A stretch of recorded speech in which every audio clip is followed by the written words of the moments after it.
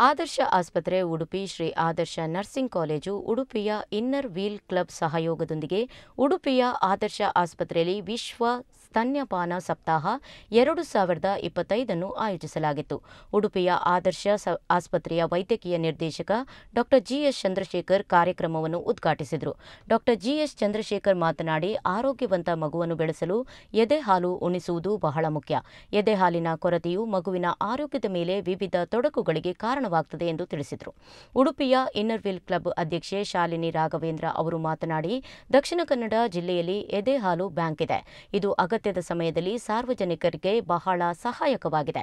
ಮಗುವಿಗೆ ನೀಡಲಾಗುವ ಮೊದಲ ಮತ್ತು ಅತ್ಯುತ್ತಮ ಆಹಾರವೆಂದರೆ ಸ್ತನ್ಯಪಾನ ಎಂದವರು ತಿಳಿಸಿದರು.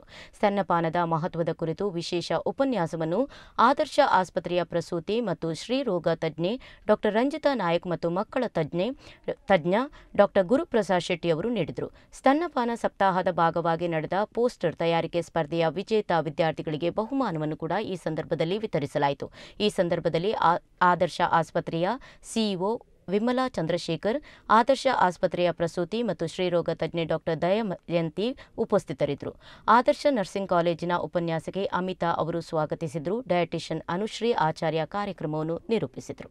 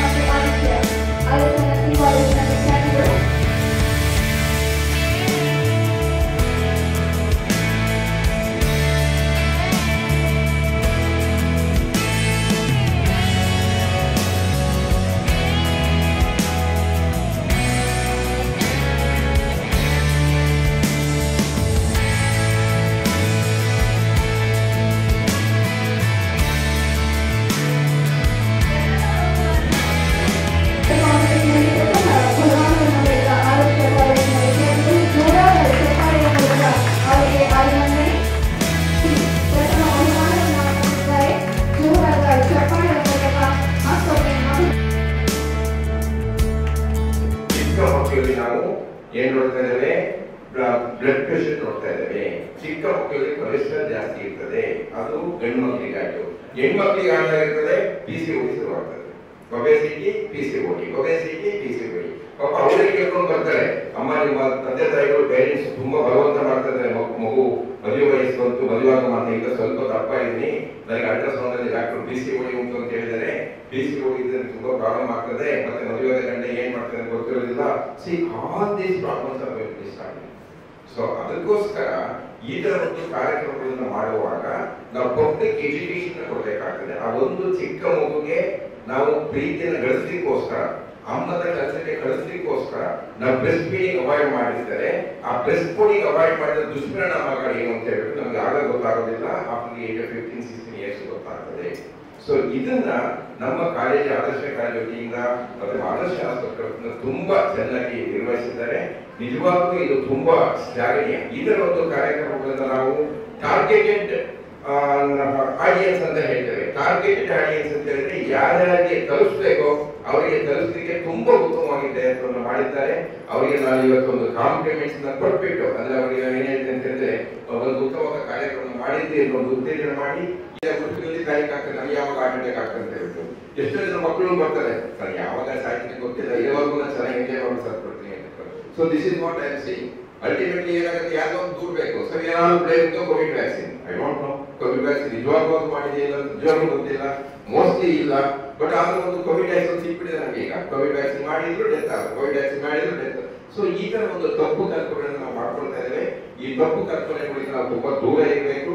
ಸೊ ಅಂತರಿಗೆ ಈ ತರ ಒಂದು ಕಾರ್ಯಕ್ರಮವನ್ನು ಮಾಡಿದ್ರೆ ಖಂಡಿತವಾಗೂ ತಪ್ಪು ಕಲ್ಪನೆ ದೂರ ಇರಬಹುದು ಅಂತ ಭಾವಿಸಿ ಈ ಕಾರ್ಯಕ್ರಮ ಉತ್ತಮವಾಗಿ ನೆರವೇರಲಿ ಅಂತ ಹೇಳಿ ಇನ್ನೊಮ್ಮೆ ನಮ್ಮ ವೈದ್ಯರಿಂದ ಕಟಕದಿಂದ ಇನ್ನೂ ಜಾಸ್ತಿ ಮಾಡಿ ಅಂತ ಹೇಳಿ ನಾನು ಮಾತನ್ನು ಮುಗಿಸ್ತೇನೆ. ಜೈ ಹಿಂದ್ ಜೈ ಕರ್ನಾಟಕ. ಆಚರಿಸ್ತಾ ಇದ್ದೇವೆ.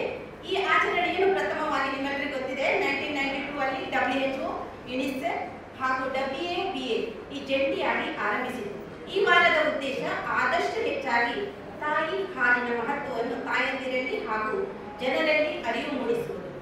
ತಾಯಿ ಹಾಗೂ ಮಗುವಿಗೆ ನೀಡುವ ಮೊದಲ ಅತ್ಯುತ್ತಮ ಆಹಾರ ತಾಯಿ ಹಾಲು. ಇದು ಮಗುವಿಗೆ ರೋಗ ನಿರೋಧಕ ಶಕ್ತಿಯನ್ನು ವೃದ್ಧಿಸುತ್ತದೆ, ಸಕಾರಾತ್ಮಕ ಬೆಳವಣಿಗೆಗೆ ಅದು ಸಹಾಯ ಮಾಡುತ್ತದೆ. ಅದಲ್ಲದೆ ತಾಯಿ ಮತ್ತು ಮಗುವಿನ ಬಾಂಧವ್ಯವನ್ನು ಹೆಚ್ಚಿಸುತ್ತದೆ. ಇನ್ನೆಲ್ಲ ಸೈಂಟಿಫಿಕ್ ಆಗಿ ನಮ್ಮ ಡಾಕ್ಟರ್ನವರು ಹೇಳ್ತಾರೆ. ಇನ್ನೊಂದು ವಿಶೇಷ ಏನಂದ್ರೆ, ನಾನು ಕೇಳಿದ ಪ್ರಕಾರ ಮಂಗಳೂರಿನಲ್ಲಿ ಮಿಲ್ಕ್ ಬ್ಯಾಂಕ್ ಅಂದ್ರೆ ಹ್ಯೂಮನ್ ಮಿಲ್ಕ್ ಬ್ಯಾಂಕ್ ಅಂತ ಮಂಗಳೂರಲ್ಲಿ ಸ್ಥಾಪನೆ ಆಗಿದೆ. ದಾನ ಅಂದ್ರೆ ಅದರ ಅರ್ಥ ಏನಂದ್ರೆ ದಾನವಾಗಿ ನೀಡಿದ ತಾಯಿ ಹಾಲನ್ನ ಸಂಸ್ಕರಿಸಿ ಕಾರಣಾಂತರದಿಂದ ತಾಯಿ ಹಾಲಿಂದ ವಂಚಿತರಾದ ಮಕ್ಕಳಿಗೆ ಪೂರೈಸುವ ವ್ಯವಸ್ಥೆ. ಅದು ನನ್ನ ನಾಲೆಜ್ ಪ್ರಕಾರ ಈಗ ಉಡುಪಿಯಲ್ಲಿ ಇನ್ನೂ ಸ್ಟಾರ್ಟ್ ಆಗಲಿಲ್ಲ ಅನಿಸ್ತದೆ. ಸೊ ನಿಮ್ಮ ಮುಖಾಂತರವೇ ಇಲ್ಲಿ ಉಡುಪಿಯಲ್ಲಿಯೂ ಆರಂಭವಾಗಲಿ ಎನ್ನುತ್ತಾ ಇಂತಹ ಉತ್ತಮ ಕಾರ್ಯಕ್ರಮದಲ್ಲಿ ನಿಮ್ಮ ಜೊತೆಗೂಡ nutrients and antibodies that the baby needs and easily digested, efficiently used ಅಂತ ಹೇಳಿದ್ರೆ easily digestible. ಅದಕ್ಕೆ ಮಗುವಿಗೆ ಜೀರ್ಣ ಶಕ್ತಿಯು ಈ ಎದೆ ಹಾಲಿಗೆ ಮಗುವಿನ ಪುಟ್ಟ ಕರುಳಿಗೆ ಒಳಗೆ ಆ ಅಮೃತ ಬಿದ್ದರೆ ಅಂತ ಮಗು ಸರ್ ಆಲ್ರೆಡಿ ಹೇಳಿದ್ದಾರೆ. ದೊಡ್ಡದಾದ ಮೇಲೆ ಕ್ರಾನಿಕ್ ಬರುವಂತ ಏನು ಲೈಫ್ ಸ್ಟೈಲ್ ಡಿಸೀಸಸ್ ಅಂತ ನಾವೇನು ಹೇಳ್ತೇವೆ, ಬೊಜ್ಜುತನ ಇರ್ಬೋದು, ಡಯಾಬಿಟಿಸ್ ಇರ್ಬೋದು, ಇಂಥ ದೊಡ್ಡ ಕಾಯಿಲೆ ವಿಶ್ವದ ಎಲ್ಲಾ ರಾಷ್ಟ್ರಗಳಲ್ಲಿ ಇದರ ಬಗ್ಗೆ ಒಂದು ಮಾಹಿತಿ ನೀಡಬೇಕು. 99 ಇಂದ ಇದನ್ನ ಅವರು ಪೂರ್ಣ ರೂಪದಲ್ಲಿ ವಿಶ್ವದ ಎಲ್ಲಾ ದೇಶಗಳಲ್ಲಿ ಆಚರಣೆ ಮಾಡ್ತಾ ಇದ್ದಾರೆ. ಸೊ ಈ ವರ್ಷದ theme prioritise breast feeding, create sustainable system for breast feeding support. ಇದರ ಏಮ್ ಏನಂತ ಹೇಳಿದ್ರೆ awareness, raise awareness about breast feeding importance, ಮತ್ತೆ advocate for support of breast feeding mothers globally, ಅಂದ್ರೆ ಇಡೀ ವಿಶ್ವದಲ್ಲಿ ಸ್ತನ್ಯಪಾನಕ್ಕೆ ಮಹತ್ವ ಕೊಡಬೇಕು ಅಂತ. ಯಾಕೆ ಈ ರೀತಿ ಹೇಳ್ತೇವೆ ನಾವು? ನಾವು ಬ್ರೆಸ್ಟ್ ಫೀಡಿಂಗ್ ಅನ್ನ ಇನಿಷಿಯೇಟ್ ಮಾಡಬೇಕು. ಹೀಗೆ ಬ್ರೆಸ್ಟ್ ಫೀಡಿಂಗ್ ಅನ್ನ ಸ್ಟಾರ್ಟ್ ಮಾಡಿದಾಗ ತಾಯಂದಿರಲ್ಲಿ ಕೆಲವೊಂದು ಸಮಸ್ಯೆಗಳು ಬರ್ತದೆ. ಯಾಕಂದ್ರೆ ಕೆಲವೊಮ್ಮೆ ಪ್ರೈಮಿಂಗ್ ಮೊದಲ ಬಾರಿ ಯಾರು ಗರ್ಭಿಣಿಯಾಗಿರ್ತಾರೆ ಅವರಿಗೆ ತುಂಬಾ ಬ್ರೆಸ್ಟ್ ಫೀಡಿಂಗ್ ಅನ್ನು ಇನಿಷಿಯೇಟ್ ಮಾಡೋದು ಕಷ್ಟ ಆಗ್ತದೆ. ಆ ಸಂದರ್ಭದಲ್ಲಿ ನಾವು ಅವರಿಗೆ ಸಹಾಯ ಮಾಡಬೇಕು. ಅವರಲ್ಲಿ ಸಾಮಾನ್ಯವಾಗಿ ಕಂಡುಬರುವ ಸಮಸ್ಯೆ ಅಂತ ಹೇಳಿದ್ರೆ ಒಂದು ರಿಟ್ರಾಕ್ಟೆಡ್ ನಿಪ್ಪಲ್, ಇನ್ನೊಂದು ಇನ್ವರ್ಟೆಡ್ ನಿಪ್ಪಲ್, ಮತ್ತು ಕೆಲವರಿಗೆ ಏನಾಗ್ತದೆ ಅಂತ ಹೇಳಿದ್ರೆ ಲ್ಯಾಚಿಂಗ್ ಟೆಕ್ನಿಕ್ ಗೊತ್ತಿರೋದಿಲ್ಲ. ಮೇಡಮ್ ಆಲ್ರೆಡಿ ಎಕ್ಸ್ಪ್ಲೈನ್ ಮಾಡಿದ್ರು ಹೇಗೆ ಯಾವುದು ಪ್ರಾಪರ್ ಲ್ಯಾಚಿಂಗ್ ಟೆಕ್ನಿಕ್, ಯಾವುದು ಇಂಪ್ರಾಪರ್ ಲ್ಯಾಚಿಂಗ್ ಟೆಕ್ನಿಕ್ ಅಂತ. ಹೀಗೆ ಆಯ್ತು, ಒಂದು ದಿನ ಆಯ್ತು. ಎರಡನೇ ದಿನ ರೌಂಡ್ಸ್ ಗೆ ಹೋದಾಗ ಕೇಳ್ತಾರೆ ಎಷ್ಟು ಸರಿ ಫೀಡ್ ಮಾಡಬೇಕು ದಿನಕ್ಕೆ ಅಂತ ಹೇಳಿ. There is no cut off, ಇಷ್ಟು ಸರಿ ಫೀಡ್ ಮಾಡ್ಬೇಕಂತ ನಾವು ಹೇಳುವಾಗ ನಾರ್ಮಲ್ ಹೇಳ್ತೇವೆ ಒನ್ಸ್ ಇನ್ 2 hours ನೀವು ಬ್ರೆಸ್ಟ್ ಫೀಡಿಂಗ್ ಮಾಡಬೇಕು ಅಂತ ಹೇಳಿ. ಅದೇ ಒಂದು ಅವಧಿ ಪೂರ್ವಕ್ಕಿಂತ ಡೆಲಿವರಿ ಪ್ರಿಮೆಚೂರ್ ಡೆಲಿವರಿ ಆಗಿದ್ರೆ ಅಂತ ಮಕ್ಕಳಲ್ಲಿ ನಾವು 2 ಗಂಟೆಗೊಮ್ಮೆ ಮಗುವನ್ನ ಎಬ್ಬಿಸಿ ಹಾಲು ಕುಡಿಸ್ಬೇಕು. ಆದ್ರೆ ಅದೇ ಅದು ಮಗು ಟರ್ಮ್ ಬೇಬಿ ಆಗಿದ್ರೆ ಅಂತ ಮಕ್ಕಳಲ್ಲಿ ನಾವು ಡಿಮ್ಯಾಂಡ್ ಫೀಡಿಂಗ್ ಅಂತ ಹೇಳ್ತೇವೆ. ಮಗು ಯಾವಾಗ ಎದ್ದು ಅಳ್ತದೋ ಆವಾಗ ಬ್ರೆಸ್ಟ್ ಫೀಡಿಂಗ್ ಮಾಡಬೇಕು. ಅಥವಾ ಅದು ಏನಾದ್ರು ಸಿಗ್ನಲ್ ಕೊಡ್ತಾ ಇದ್ರೆ, ಸಿಗ್ನಲ್ ಅಂತ ಹೇಳಿದ್ರೆ ಕೈಯನ್ನ ಚಿಕ್ಕುವಂಥದ್ದು, ಸುತ್ತಿರುವಂತಹ ಬಟ್ಟೆಯನ್ನ ಚಿಕ್ತಾ ಇರುವಂತದ್ದು, ಅಥವಾ ಅದು ಅಳ್ತಾ ಇರೋದು, ಆ ಸಂದರ್ಭದಲ್ಲಿ ನಾವು ಬ್ರೆಸ್ಟ್ ಫೀಡಿಂಗ್ ಅನ್ನ ಮಾಡಬೇಕು. ಹಾಗೆ ಇನ್ನೊಂದು ಕ್ವಶನ್ ಏನು ಕೇಳ್ತಾರೆ ಅಂತ ಹೇಳಿದ್ರೆ, ನನ್ನ ಮಗುವಿಗೆ ಬ್ರೆಸ್ಟ್ ಫೀಡಿಂಗ್ ಸಾಕಾಗ್ತದೋ ಇಲ್ಲೋ. ಎಷ್ಟು ಕೆಲವು ನನ್ನ ಮಗು 5 ನಿಮಿಷ ಕುಡಿತದೆ ಅಂತ ಹೇಳ್ತಾರೆ, ಇನ್ನು ಮಗು ಅರ್ಧ ಗಂಟೆ ಆದ್ರೂ ನನ್ನ ಮಗು ಹಾಲು ಕುಡಿಯೋದನ್ನು ನಿಲ್ಲಿಸುವುದಿಲ್ಲ ಅಂತ ಹೇಳ್ತಾರೆ. ಅದಕ್ಕೆ ಕಾರಣ ಡ್ಯೂರೇಷನ್ ಮ್ಯಾಟರ್ ಆಗುದಿಲ್ಲ. ಎಷ್ಟು ಟೈಮ್ ನಾವು ಬ್ರೆಸ್ಟ್ ಫೀಡ್ ಬೇಕಂತ ಹೇಳೋದು ಮ್ಯಾಟರ್ ಆಗುದಿಲ್ಲ. ಕೆಲವೊಂದು ತಾಯಿಯಂದಿರಿಗೆ ಉತ್ತಮವಾದಂತಹ ಹಾಲು ಇರ್ತದೆ, ಹಾಲು ಬಹಳ ಫಾಸ್ಟ್ ಆಗಿ ಬರ್ತದೆ, ಮಗು ಕೂಡ ಫಾಸ್ಟ್ ಆಗಿ ಸೆಟ್ ಮಾಡ್ತದೆ. ಆಗ ಏನಾಗ್ತದೆ ಅಂತ ಹೇಳಿದ್ರೆ ಬ್ರೆಸ್ಟ್ ಫೀಡಿಂಗ್ ಬೇಗ ಮುಗಿತದೆ, 5 ನಿಮಿಷದಲ್ಲಿ ಮಗು ಹಾಲು ಕುಡಿಯೋದನ್ನ ನಿಲ್ಲಿಸ್ತದೆ. ಆದ್ರೆ ಅದೇ ಮಗು ಈಗ ಬ್ರೆಸ್ಟ್ ಮಿಲ್ಕ್ ಸ್ಲೋ ಆಗಿ ಬರ್ತಾ ಇದ್ರೆ ಅಥವಾ